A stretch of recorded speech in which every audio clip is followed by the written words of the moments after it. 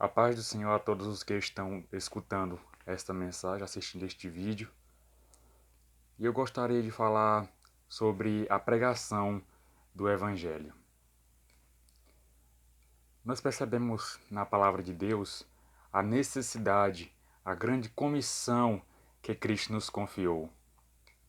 Nós percebemos na Bíblia que Cristo, antes de subir aos céus, ele disse em Marcos 16:15: Ide por todo mundo e pregai o evangelho a toda criatura. Ou seja, comissionou a igreja. Ele pregou o evangelho aqui em seu ministério terreno, deu o exemplo aos discípulos e disse que estaria com os discípulos todos os dias até a consumação dos séculos, e isto acompanharia os discípulos na pregação do Evangelho.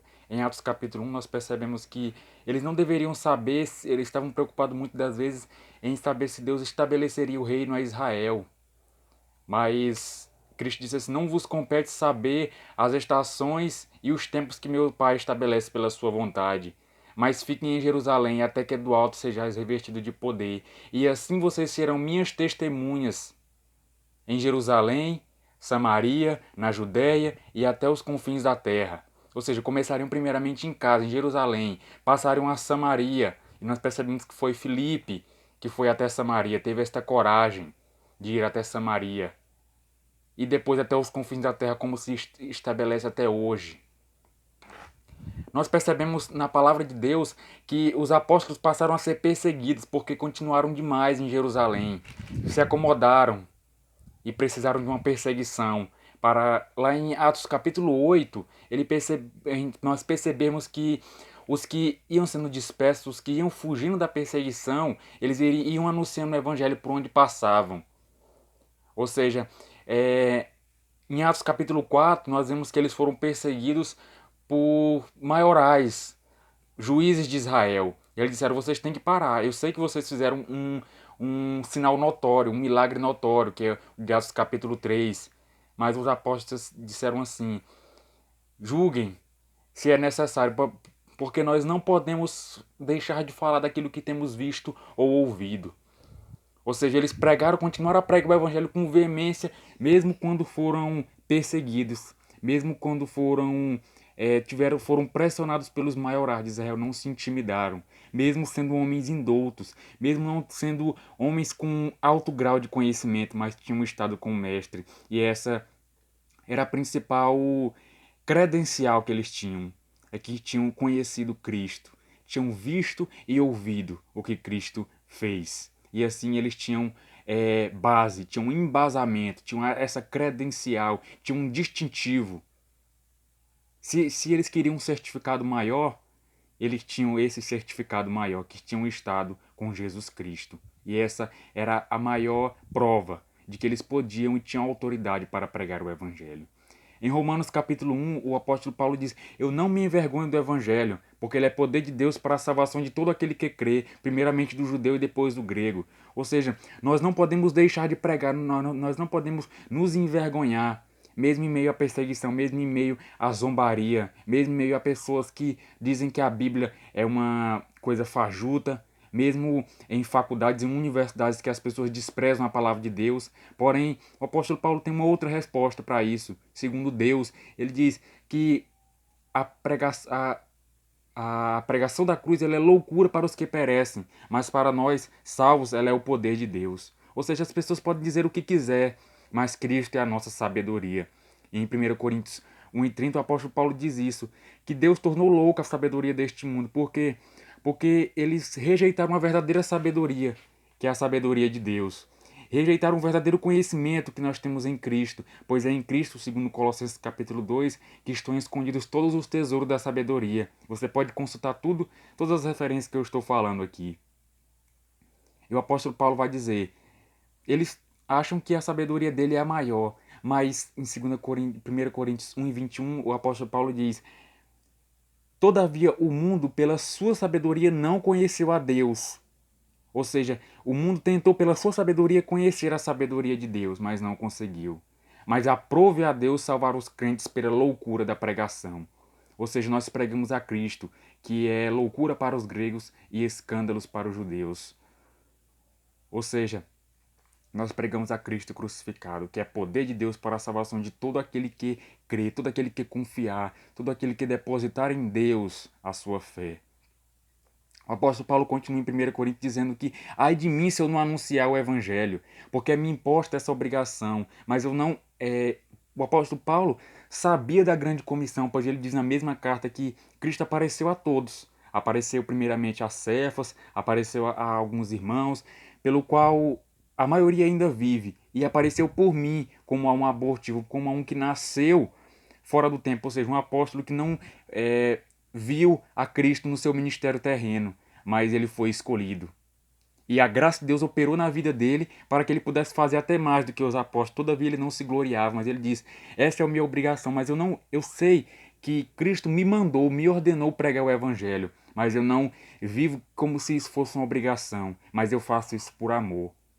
Eu faço isso de boa vontade. Ou seja, em Filipenses, capítulo 1, o apóstolo Paulo vai mostrar o seu amor, pois ele diz, ele queria muito ver os cristãos de Filipos, porém, ele disse que foi impedido, porque estava preso, chegou preso. E assim ele disse, mas tudo isso contribuiu para o maior proveito no Evangelho. Filipenses capítulo 1 e verso 12. E isso foi uma chance de eu pregar o Evangelho, pois eu manifestei o Evangelho de Deus a toda a guarda pretoriana. Ele ficava em prisão e diversos guardas iam trocando seus turnos. E a cada turno trocado, Paulo pregava a cada soldado daquele. E ele diz que toda a guarda pretoriana ouviu o Evangelho de Deus. Ou seja, mesmo preso, mesmo acorrentado, mesmo na angústia, ele pregou o Evangelho. Ele vai dizer, não foi me dado somente o privilégio de crer em Deus, mas também de padecer por Cristo. Porque de sorte que para mim o viver é Cristo e o morrer é lucro. Ou seja, enquanto eu estou vivendo nesta terra, eu carrego as marcas de Cristo. Eu vivo como um espelho que manifesta a glória de Deus. A minha vida manifesta a vida de Deus, de sorte que não vivo mais eu, mas Cristo vive em mim. E a vida que eu vivo agora, vivo-a na fé do Filho de Deus, que assim me amou e se entregou por mim.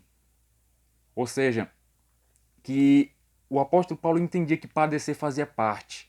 Padecer pelo evangelho. Ele só se importava que o evangelho fosse pregado. E se ele morresse, para ele era lucro, porque ele estaria rapidamente com o Senhor, estaria imediatamente com Cristo.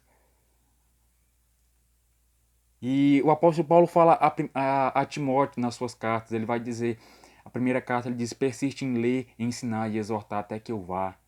Medita estas coisas e ocupa-te nela para que teu aproveitamento seja manifesto a todos. Porque fazendo isso, tu salvará tanto a ti mesmo quanto aos que te ouvem. 1 Timóteo capítulo 4. No finalzinho do capítulo você pode ler. 2 Timóteo, Paulo já estava encerrando a sua carreira. É tanto que ele diz aquela saudosa despedida a Timóteo. Ele diz que eu combati o bom combate, acabei a carreira, guardei a fé. Desde agora a coroa da justiça me está preparada, a qual o Senhor justo juiz dará, não somente a mim, mas a todos aqueles que amam a sua vinda. Ou seja, antes ele disse, Timóteo, eu exorto-te, que pregues a palavra, instes a tempo e fora de tempo, que redargas, repreendas e exortes com toda longanimidade e doutrina, porque virá tempo que não sofrerão a sã doutrina, mas amontoarão comichões nos ouvidos, doutores para si. Mas tu, ser sóbrio, faz a obra do evangelista, cumpre o teu ministério. Ou seja, Paulo diz, mesmo em meio a tempo de que as pessoas iriam rejeitar o verdadeiro evangelho, iriam ouvir somente aquilo que era bom, que seria macio aos seus ouvidos. Mas o apóstolo Paulo diz, não mude a sua mensagem. Não torne agradável a ninguém, mas pregue o evangelho. E ele vai dizer, baseado em quê? Baseado em que a palavra é totalmente e toda, divinamente inspirada. E era pronta para ensinar, instruir, corrigir, a fim de que o homem seja perfeito para toda boa obra. 2 Timóteo capítulo 3. Ou seja, o apóstolo Paulo estava ensinando a Timóteo que ele ensinasse homens fiéis, que fossem fiéis, aptos para ensinar a outros, ou seja, passar o bastão de geração em geração, a verdadeira palavra sem nenhuma corrupção, sem nenhuma mácula, irrepreensível. Ou seja, o próprio Cristo, Em Apocalipse, ele vai dizer, fazer o chamado: quem tem sede, venha. Quem quiser, venha e tome de graça da água da vida. Ou seja, essa é a pregação do Evangelho. Precisamos trazer os perdidos a Cristo. Precisamos anunciar aos perdidos que Cristo é a salvação. Não é somente muitas das vezes entregarmos um panfleto, mas é pregarmos o verdadeiro Evangelho, expor a palavra de Deus. Somente isso. Não precisamos acrescentar e nem tirar nada para ficar agradável a ninguém. Precisamos somente pregar o Evangelho, aquilo que temos visto e ouvido, aprendendo com o nosso relacionamento com Deus. Pregar, expor aquilo que tem na palavra de Deus e somente isso. Pregar somente a palavra de Deus, somente as Escrituras. Porque Cristo ele não nos confiou os resultados, ele nos confiou somente a missão. As almas não somos nós que ganhamos. Algumas pessoas dizem, quem não ganha almas, mas não somos nós que ganhamos as almas. Nós temos que pregar. Cristo mandou, não disse ganhe as almas. Cristo disse pregue o Evangelho. Em Mateus 28 ele diz, ensine as nações, ou seja, ensine aqueles que se converterem. Quem convence, quem ganha as almas é o Espírito Santo. Não é a credencial de um pregador ganhar almas. Não é obrigação do pregador ganhar almas. Por quê? Porque ele não pode fazer. Ele não tem capacidade de ganhar almas. O próprio apóstolo Paulo disse em 1 Coríntios capítulo 2. Ele disse, eu não fui a vocês com palavras persuasivas. As minhas palavras foram somente demonstração de espírito e poder. Por quê? Porque o Evangelho é o poder de Deus para a salvação de todo aquele que crê. E é o Espírito que convence. O próprio Cristo disse em João 16, você pode ler. Quando o Espírito vier, ele convencerá o homem de todo pecado, juízo e justiça. Ou seja, é o Espírito Santo que alumia a luz nos corações escurecidos dos homens. O próprio apóstolo Paulo disse em 2 Coríntios, porque Deus que disse que das trevas resplandecesse a luz, é quem resplandeceu em vosso coração para a iluminação e conhecimento da verdade, 2 Coríntios capítulo 4 e verso 6. E é como diz o hino da nossa amada harpa cristã, posso, tendo as mãos vazias, com Jesus eu me encontrar? Ou seja, que viemos refletir e viemos tomar o exemplo de Jesus e dos apóstolos, da igreja que se manteve firme até hoje, que viemos a pregar o Evangelho. Amém.